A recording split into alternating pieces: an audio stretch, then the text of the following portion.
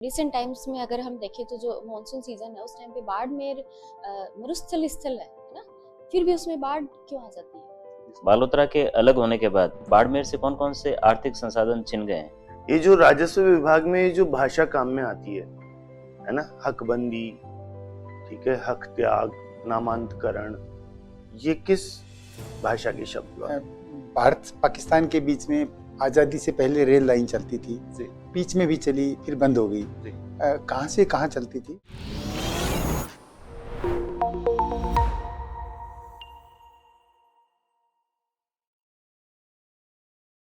मैं come in sir.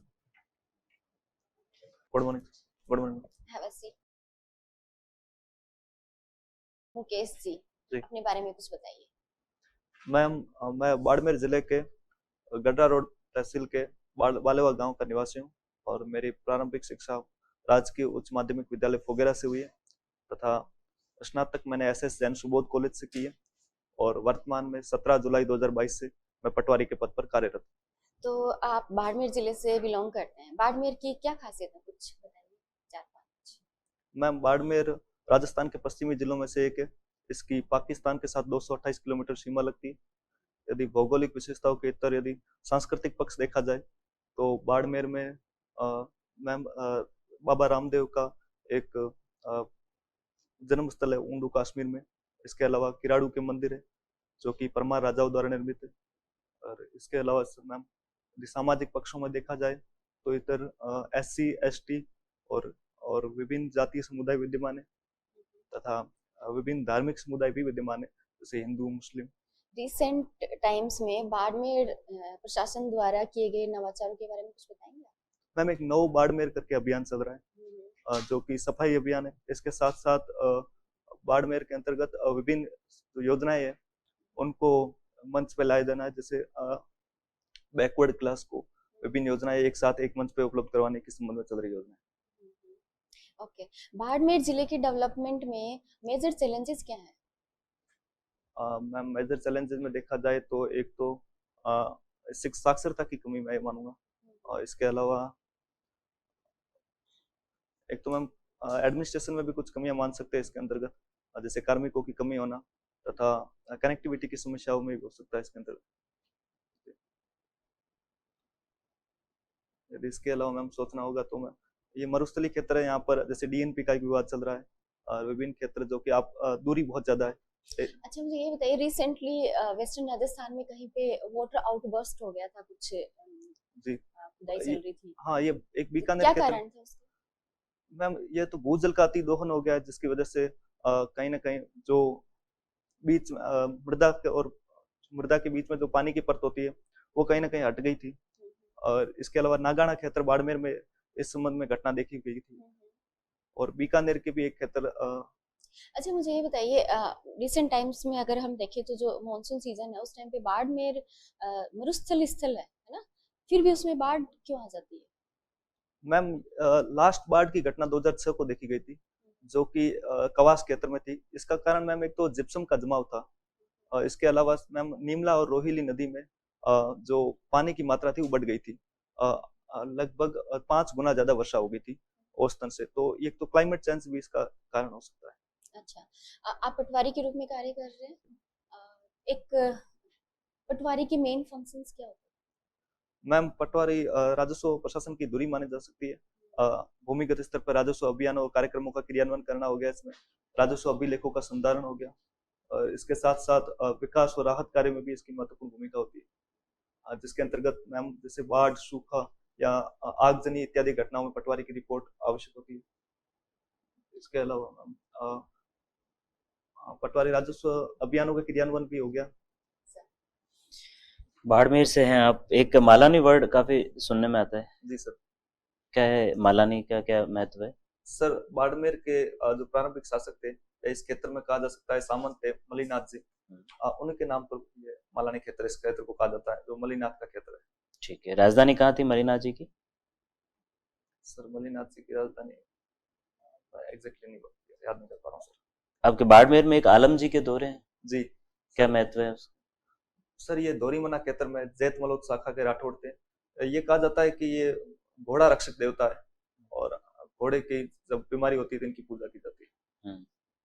Tilwara में जो मेला लगता है जी सर। उसका क्या महत्व है?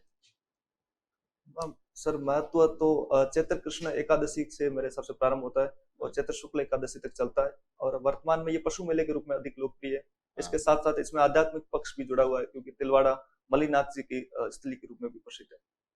और कहाँ लगते हैं पशु मेले फेमस जो राजस्थान के हैं? नागौर में लगता है सर एक। इसके अलावा लूणियावास में भी लगता है जो कि गधों का मेला है। इसके अलावा सर एक तेजाजी का मेला भी है। अब मैं ठीक है, अभी आपने मैडम से बात करते हुए किराड़ू के बारे में बताया। जी। किराड़ू के मंदिरों की विशेषता क्या है और इन्हें किस नाम से पुकारा जाता है विशेषतौर? सर विशेषता है ऐसे एक तो कुछ सर कहा जाता है राजस्थान का, क्या कहा नग्न जाता है? मूर्तियां विद्यमान है जो कि काम शास्त्र से प्रेरित है और राजस्थान का खजुराहो कहा जाता है इसे। बढ़िया। बालोतरा अब बाड़मेर से अलग हो चुका है। जी सर। बालोतरा के अलग होने के बाद बाड़मेर से कौन कौन से आर्थिक संसाधन छिन गए हैं? सर एक तो रिफाइनरी बालोतरा के अंतर्गत आ गया और इसके अलावा टेक्सटाइल इंडस्ट्रीज थोड़ी सी डेवलप थी बालोतरा के क्षेत्रों में, वो उधर आ गई। और अब लूणी का बाड़मेर में पीछे आर्थिक संसाधन क्या रह गया मैन? पेट्रोलियम क्षेत्र है अभी बाड़मेर में विद्यमान है। अच्छा, रिफाइनरी चले जाने के बावजूद भी। इस एरिया में इतना पेट्रोलियम मिलने का क्या कारण है? सर अवसादी चट्टानें थी और 33 सागर का जमाव पाया जाता आपके पास में सिवाना का किला भी है। है। जी सर। सिवाना के किले की क्या विशेषता है? सर ये जोधपुर के शासकों की शरण स्थली के रूप में प्रसिद्ध था और इस किले को सर किलोण दुर्ग भी मेरे हिसाब से कहा जाता था और ये राजस्थान का अभी वर्तमान में सबसे प्राचीन दुर्गों में से एक है और इसकी जो लोकेशन थी वो काफी जटिल थी, इस कारण इसको विजिट करना बड़ा मुश्किल रहा है राजाओं के लिए। अलाउद्दीन खिलजी के अलावा शायद ही कोई इसे जीत पाया। एक बार सर अकबर का ऐसे जीता था। ठीक, मेरा लास्ट क्वेश्चन आपसे। आप बाड़मेर में भी काफी लंबे समय तक रहे, थोड़ा टाइम आप जयपुर में भी रहे? जी सर। पढ़ाई के दौरान दोनों जगहों की संस्कृतियों में कुछ भिन्नताएं हैं, एक या दो आप मुझे डिफरेंसेस बता दें। सर एक भाषाई विविधता कह सकते हैं जो कि हमारे इधर क्षेत्र में मारवाड़ी जो कि मारवाड़ी का भी पश्चिमी रूप बोला जाता है, यहाँ पर ढूंढाड़ी अधिक बोली जाती है। इसके अलावा सर यहाँ पर सर शहरी संस्कृति का ज्यादा प्रभाव दिखेगा, वहां पर अभी भी ग्रामीण परिवेश दिखेगा। शहरों में भी आपको कहीं ना कहीं शहरों में भी लोग एक दूसरे को जानते हैं और कहीं ना कहीं ग्रामीण अंचल का। ठीक है सर। आपने कभी पटवारी शब्द का अर्थ जानने की कोशिश की? सर ये मध्यकालीन भारत में प्रचलित हुआ था, अब इसका अर्थ मुझे एग्जैक्टली याद है। ठीक है, जोत के आकार से आप क्या समझते हैं? सर हमें सुनने के आता है कि कहीं जोत का आकार छोटा है, कहीं बड़ा है, क्या होता है जी? सर ये है कि कृषि भूमि जब विभाजित होती है तो उसके कारण जो कृषि क्षेत्र है उसके आकार में कमी आना, उसे जोत का कमी कह सकते हैं। बीघा क्या होता है? बीघा सर ये जो भूमि मापन की एक इकाई मानी जा सकती है। 20 विश्वांसी से मिलकर बना होता है। कितने समय से पटवारी हैं आप? सर 2.5 साल से कह सकते हैं। जो भू प्रबंधन है वो किस लिस्ट का सब्जेक्ट है, कौन सी सूची का विषय है? सर राज्य सूची। राज्य सूची का विषय है। अब अगर केंद्र सरकार को कोई भूमि अधिग्रहण करना है तो कैसे होगा? सर इस संबंध में राज्यसभा कानून बना सकती है, संसद को ये पावर दे अरे सकती है। एक सड़क निकालनी है केंद्र को, उसके लिए राज्यसभा क्यों प्रस्ताव पारित करेगी?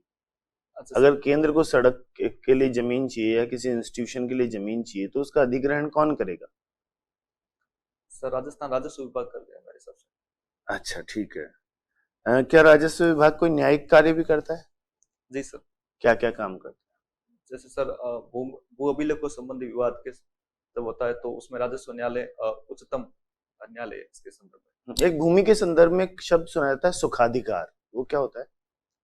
सर ये मार्ग या रास्तों के संबंध में 251 धारा में इसका उल्लेख है कहीं ना कहीं, जो कि जो रास्तों के विवाद है उसमें इसका प्रयोग किया जाता है। कोई भी यदि कृषक है वो अपने खेत में जाना चाहता है तो दूसरे खेत से होकर उसके रास्ते का अधिकार है, यदि उसे नहीं मिल रहा है तो। एक बहुत फेमस जमीन की जो केसेस हैं उनमें एक बहुत फेमस नाम आता है अब्दुल रहमान। आपने सुना है? अब्दुल रहमान सर नहीं सुना है आपने? चलिए कोई बात नहीं है। ये जो राजस्व विभाग में जो भाषा काम में आती है ना, हकबंदी, ठीक है, हक त्याग, नामांतकरण, ये किस भाषा के शब्द हैं? सर उर्दू भाषा के शब्द है। उर्दू के शब्द हैं? जी श्योर हैं आप? सर, फारसी से शब्द आए उर्दू में। अच्छा जी ठीक है। भारत और मालदीव के बीच में क्या विवाद है? सर, ये राजनीतिक मुद्दा है कहीं ना कहीं। जो मालदीव में नई पार्टी आई है बीएनपी, जहाँ तक मैं याद कर पा रहा हूँ सर, बीएनपी पार्टी है, और इसके जो राष्ट्रपति है मुइज़ो, उनके तथा जो पार्टी का जो एजेंडा था चुनाव के लिए, वो मुख्यतः इंडिया आउट कैंपेन था, जिसके तहत वो भारत ने उनको शायद 2 हेलीकॉप्टर दिए थे, ध्रुव। उसमें भारतीय साथ में सैनिक भी थे जो कि इस समय प्रशिक्षण कर रहे थे उनको। तो अब विवाद ये हुआ कि उन्होंने जब जो चुनाव कैंपेन था उसके अंतर्गत उन्होंने यही कहा कि भारत हमारी संप्रभुता पे खतरा उत्पन्न कर रहा है। तो इसी विवाद के कारण वो सेना में वो क्या सत्ता में आए थे, तथा सत्ता में आने के बाद उन्होंने जब भारतीय में निकाला भी है, तो भारत ने अपने कार्मिकों को वापस बुला लिया। ठीक है सर। ये जो आप पटवारी हैं, तो कौन कौन से रेवेन्यू रिकॉर्ड आप संधारण करते हैं? सर, ऐसे तो P1 से लेकर P37 के बीच में है। तो अगर मैं सारांश आम आदमी किसान के मकसद से? हाँ सर, एक हाँ। तो जमाबंदी है, हाँ जो कि P26 में आती है। हाँ। इसके अलावा P14 और P13 जो खसरा गिरदावरी के संबंध में है। तो ये जमाबंदी किस काम आती है, खसरा किस काम आता है? मतलब उसका मुझे जमाबंदी से क्या देखने को मिलेगा, हाँ, सर। खसरा से मुझे क्या देखने को मिलेगा? सर, जमाबंदी के अंतर्गत आपको इस भूमि के पूर्व मालिकों के बारे में जानकारी मिलेगी, भूमि के आकार तथा वर्तमान स्वामित्व किसके पास है, इसके साथ साथ भूमि किस दर्जे की है तथा भूमि में क्या कृषि हो रही है, इस बारे में जानकारी। और दूसरा जो जमाबंदी है उसमें गिरदावरी में सर, गिरदावरी में। हाँ सर, इसमें सालाना कौन कौन सी फसलें बोई जाती है, रबी, खरीफ या जायद रबी, उन फसलों का जिक्र होता है तथा इस वर्ष कौन सी फसलें बोई गई है, इसका भी जिक्र होता है। फसल बीमा क्या है? सर, ये भारतीय प्रधानमंत्री की योजना है, जिसके अंतर्गत रबी, खरीफ तथा बागवानी फसलों को बीमा किया जा रहा है, ताकि कृषक को जो तात्कालिक या फिर क्लाइमेट चेंज या फिर बाढ़, सूखा इत्यादि के कारण जो नुकसान हो रहा है उसमें राहत दी जाए तथा उसकी आय को संरक्षित किया जाए। तो इसमें किस बीमा जो देता है, किस आदमी को उसकी बीमा की रकम मिलती है? सर, किसान को मिलती है। कब? जब वो इस प्रकार से यदि ग्रसित हो जाती है उसकी कृषि आपदाओं के कारण या फिर सूखे के कारण, तब उस समय दी जाती है। तो सरकार किस डॉक्यूमेंट के थ्रू डिक्लेयर करती है कि ये फसल इस एरिया में खराब हो गई? सर, पटवारी रिपोर्ट भी इसमें काम आती है। और कुछ दस्तावेज का नाम बोलो।